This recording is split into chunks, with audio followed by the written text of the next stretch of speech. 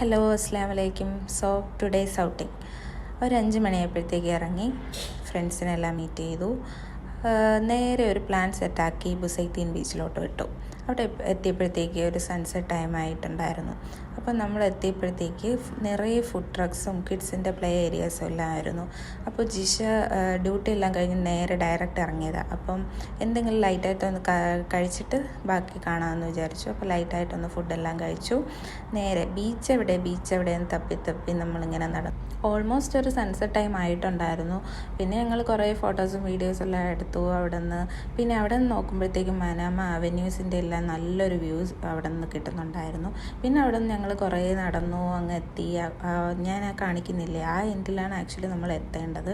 അങ്ങനെ ഞങ്ങൾ എങ്ങനെയൊക്കെയോ നടന്ന് അങ്ങ് എത്തി. കുറച്ച് ടൈം ഞങ്ങൾ അവിടെ സ്പെൻഡ് ചെയ്തു. അത് കഴിഞ്ഞ് നേരെ ഫുഡ് കഴിക്കാൻ വേണ്ടി നെഹദി മന്തിയിൽ വന്നു. അവിടെ നിന്ന് മട്ടൻ മന്തി കഴിച്ചു.